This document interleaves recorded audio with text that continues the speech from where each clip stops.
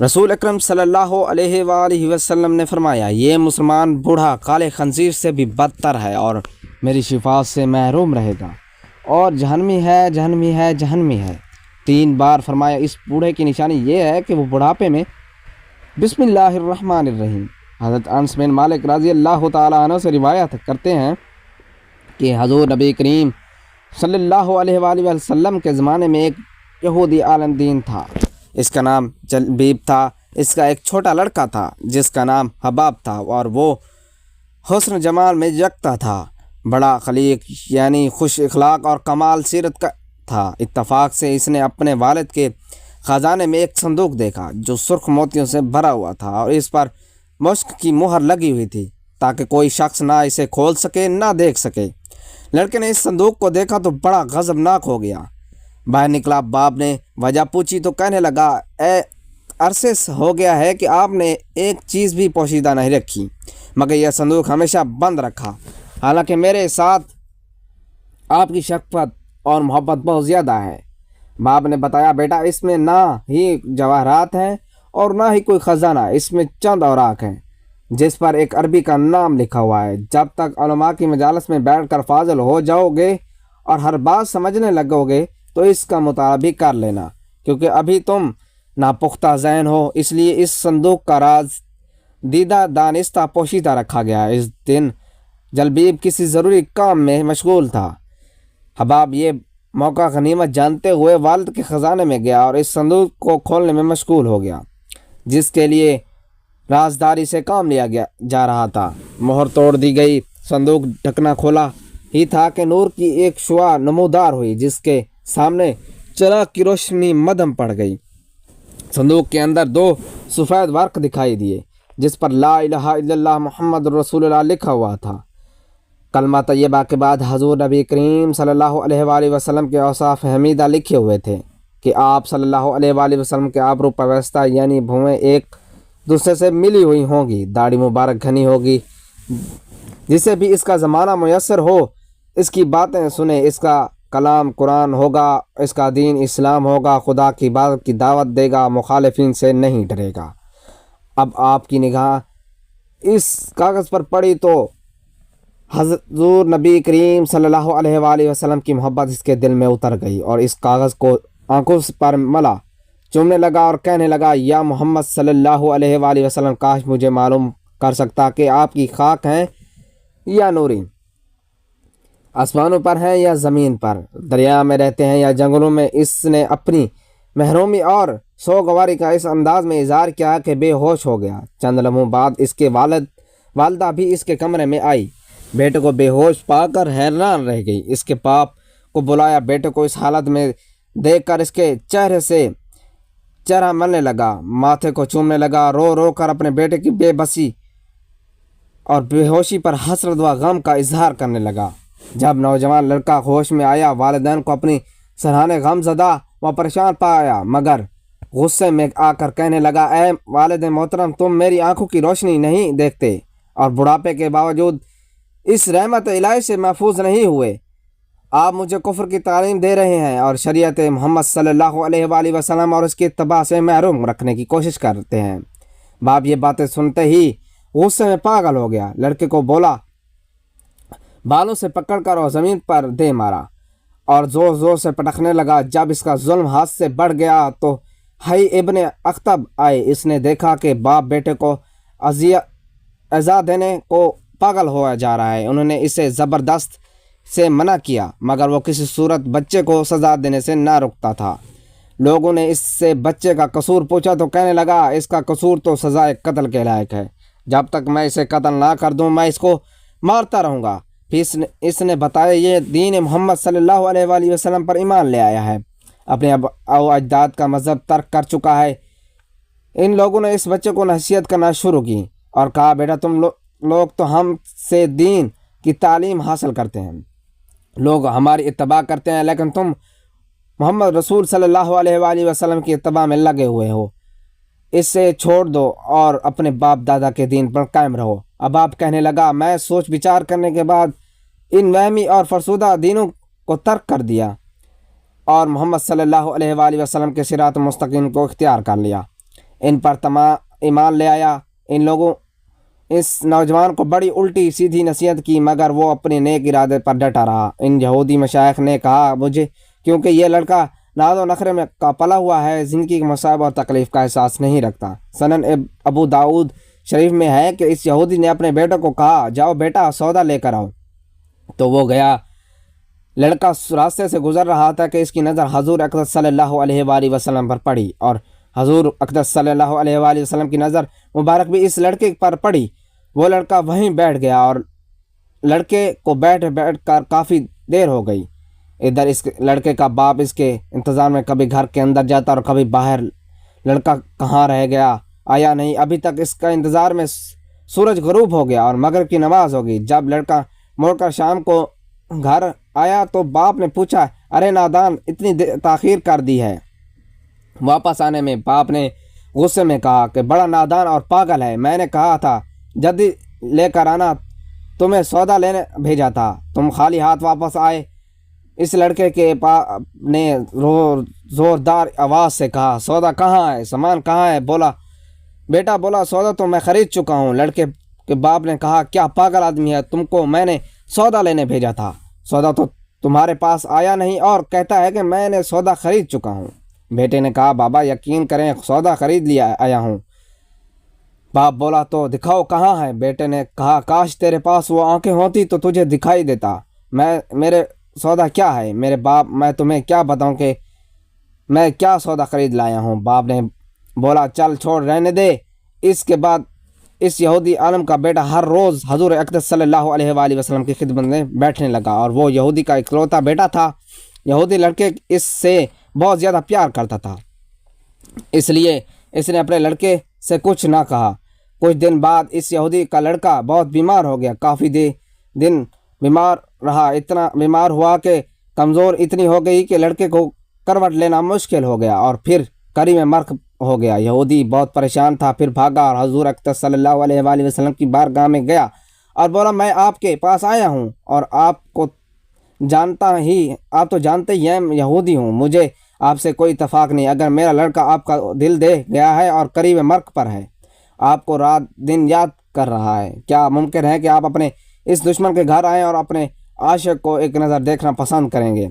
क्या मेरी आरज़ू पूरी हो जाएगी कि मेरा लड़का मरने से पहले आप सल्लल्लाहु अलैहि वसल्लम का दीदार कर लें और किसी और चीज़ की आरज़ू नहीं कर रहा? आप सल्लल्लाहु अलैहि वसल्लम ने ये नहीं फरमाया कि मैं जाऊंगा या नहीं जाऊंगा, बल्कि आप सल्लल्लाहु अलैहि वसल्लम ने इरशाद फरमाया, अबू बकर उठो, उमर उठो, अली चलो चलें, उस्मान आओ, बाकी सब चलें, अपने आशिक का दीदार भी करें और अपना दीदार इसे भी करवाते हैं। आखिरी लम्हा है, आंखें बंद करने में से पहले हम इससे कुछ देना चाहते हैं, चलो चलते हैं। हजूर अक़दस सल्लल्लाहु अलैहि वसल्लम यहूदी के घर पहुँचे तो लड़के की आंखें बंद थीं।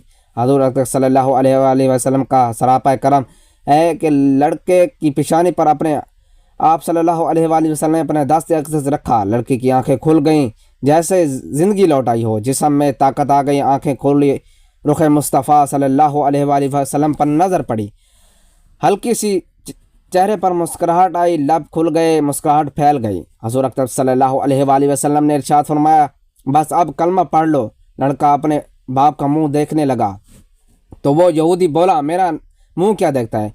अबुल कासिम यानी मोहम्मद इब्न अब्दुल्ला सल्लल्लाहु अलैहि वसल्लम जो कहते हैं करो।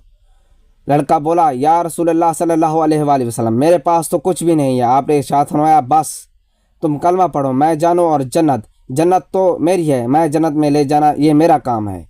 लड़के ने कलमा पढ़ा। जब इसके मुंह से निकला कि मोहम्मद रसूलुल्लाह, रूह जिस्म मुबारक से निकल गई, कलमे का नूर अंदर चला गया, आंखों बंद हुई, लब खामोश हुए। इस लड़के का बाप वो यहूदी बोला, मोहम्मद सल्लल्लाहु अलैहि वसल्लम, मैं और आप तो मुखालिफ हैं, इसलिए लड़का मेरा नहीं रहा। अब ये इस्लाम की मुक़द्दस अमानत है, काशान नबुव्वत सल्लल्लाहु अलैहि वसल्लम से इसका जनाजा उठे तभी इसकी इज़्ज़त ले जाओ इसको। फिर आप सल्लल्लाहु अलैहि वसल्लम ने फरमाया, सदीक उठाओ, उमर उठाओ, उस्मान आगे बढ़ो, बिलाल आओ तो सही, चलो अली कंधा दो, सब उठाओ इसे। हजूर अक़दस सल्लल्लाहु अलैहि वसल्लम ने जब यहूदी के घर से निकला तो ये फरमाते जा रहे थे, अल्लाह रब्बुल इज़्ज़त का शुक्र है जिसने मेरे सदक़े से इस बंदे को बख्श दिया। اس اللہ رب العزت کا شکر ہے جس نے میرے اس بندے کو بخش دیا۔ اللہ اکبر، کیا مقام ہوگا اس عاشق کا، میت کا، جس کے علی، عثمان، ابوبکر صدیق، عمر بن خطاب اور بلال حبشی رضی اللہ تعالیٰ عنہ جیسے مشہور شخصیات لے جا رہے ہوں، اور آگے آگے حضور اقدس صلی اللہ علیہ وآلہ وسلم ہو۔ قبر تیار ہوئی، کفن پہنایا گیا، حضور اقدس صلی اللہ علیہ وآلہ وسلم قبر کے اندر تشریف لے گئے، قبر میں کھڑے ہوئے اور کافی دیر کھڑے رہے، اور پھر اپنے ہاتھوں سے اس عاشق کی میت کو اندر اتارا۔ آپ صلی اللہ علیہ وآلہ وسلم کے قبر کے اندر پنجوں کے بل چل رہے تھے، مکمل پاؤں مبارک نہیں رکھ رہے تھے۔ کافی دیر کے بعد آپ صلی اللہ علیہ وآلہ وسلم قبر سے باہر آئے تو چہرے پر تھوڑی زردی چھائی ہوئی تھی، تھکن محسوس ہوئی۔ صحابہ کرام رضی اللہ تعالیٰ عنہ عرض کرتے ہیں، یا رسول اللہ صلی اللہ علیہ وآلہ وسلم، یہ کیا ماجرا ہے؟ پہلے تو یہ ارشاد فرمایا کہ آپ صلی اللہ علیہ وآلہ وسلم نے قبر مبارک میں مکمل کیوں نہیں چل رہے تھے؟ آپ صلی اللہ علیہ وآلہ وسلم نے پنجوں کے بل کیوں چل رہے تھے؟ تو آپ حضور اکثر صلی اللہ علیہ وآلہ وسلم نے ارشاد فرمایا کہ کہا، میں قبر کے اندر بے پناہ فرشتے آئے ہوئے تھے، اس لیے مجھے جہاں جگہ ملتی تھی میں پاؤں وہاں رکھتا تھا، پاؤں رکھنے کی جگہ نہیں تھی، میں نہیں چاہتا تھا کہ کسی فرشتے کے پاؤں پر میرا پاؤں آ جائے۔ پھر صحابہ کرام نے عرض کیا، آپ صلی اللہ علیہ وآلہ وسلم، ہم چلے جاتے۔ سبحان اللہ، حضور نے کیا خوبصورت جواب دیا ہے کہ میں نے اس لڑکے کو بولا تھا کہ میں تیری قبر کو جنت بناؤں گا، تو اب اس کی قبر کو جنت بنانے کے لیے قبر کے اندر چلا گیا۔ تو پھر حضور صلی اللہ علیہ وآلہ وسلم اتنے تھکے ہوئے کیوں ہیں؟ فرمایا، تھکا اس لیے ہوں کہ فرشتے اور حوریں اس عاشق کے دیدار کے لیے آ رہے تھے اور میرے وجود سے لگ لگ کر گزر رہے تھے، ان کی وجہ سے تھک گیا ہوں۔ حضرت ابن عباس رضی اللہ تعالیٰ عنہ بیان فرماتے ہیں کہ شام میں یہودی رہتا تھا، وہ ہفتے کے دن تورات کی تلاوت کیا کرتا تھا۔ ایک دفعہ تورات کھولی تو اس نے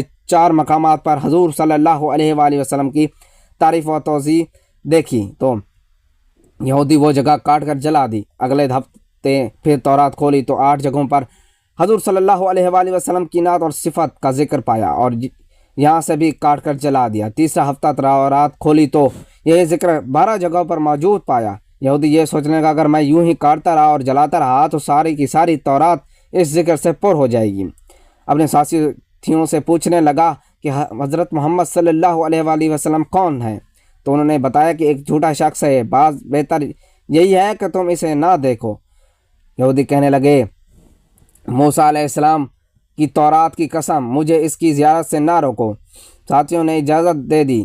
یہ اپنی سواری پر سوار ہو کر رات دن منزل کی طرف چلتا رہا۔ مدینہ طیبہ کے قریب پہنچا تو سب سے پہلے حضرت سلیمان سے ملاقات ہوئی۔ پہلے خوبصورت دیکھ کر سمجھا کہ محمد صلی اللہ علیہ وآلہ وسلم ہیں، حالانکہ آپ کو اس دنیا سے گزرے 3 دن گزر چکے تھے۔ حضرت سلیمان اس بات سے روئے اور کہا، میں تو ان کا خادم ہوں۔ آپ سوچنے لگے، اگر میں وصال کی خبر سناتا ہوں تو واپس ہو جائے گا، اگر یہ کہہ دوں موجود نہیں تو جھوٹ ہوگا۔ بالآخر کہنے لگے، میں تجھے نبی کریم صلی اللہ علیہ وآلہ وسلم کے صحابہ کے پاس لے چلتا ہوں۔ مسجد میں تو سب کے صحابہ غم کے تصویر بنے ہوئے تھے۔ یہودی یہ سمجھ کر کے اور بھی حضور صلی اللہ علیہ وآلہ وسلم ضرور موجود ہیں اور کہنے لگا، السلام علیکم یا محمد کا کلمہ پکارا۔ تمام صحابہ میں کوہرام مچ گیا اور آہو پکار کرنے لگے۔ اس سے پوچھنے لگے، تم کون ہو جس نے ہمارے غم کو تازہ کر دیا؟ کوئی اجنبی شخص معلوم ہوتا ہے کیا؟ تجھے معلوم نہیں کہ حضور صلی اللہ علیہ وآلہ وسلم کا 3 روز پہلے وصال ہو چکا ہے؟ یہودی یہ سن کر چیخنے لگا، ہائے میرا غم، ہائے میرے سفر کی ناکامی، کاش میرے ماں مجھے پیدا ہی نہ کرتی، اگر پیدا کرتی تو کاش میں تورات ہی نہ پڑھتا، اور وہ بھی پڑھی تو کاش آپ کی تعریف و توصیف پر نظر نہ پڑتی، اور اگر یہ بھی گیا تو مجھے آپ کی زیارت نصیب ہو جاتی۔ پھر کہنے لگا، یہاں پر علی موجود ہیں، مجھے حضور صلی اللہ علیہ وآلہ وسلم کے اوصاف اور حلیہ مبارک کا تعارف کرائے۔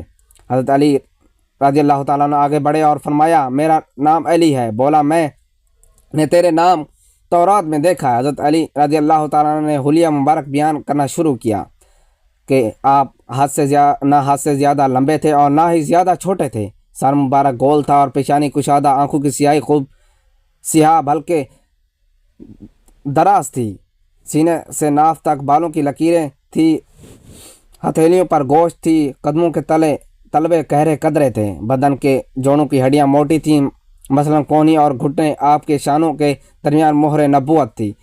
یہودی کہنے لگا، علی تو نے جو کچھ بتایا صحیح بتایا، تورات میں آپ کی تعریف اور توصیف اسی طرح موجود ہے۔ حضور صلی اللہ علیہ وآلہ وسلم کا کپڑا ہو تو مجھے دے، میں اسے چومنا چاہتا ہوں۔ فرمایا، ہاں سلیمان، جاؤ فاطمہ سے کہو کہ اپنے بابا کا جبہ ذرا بھیج دو۔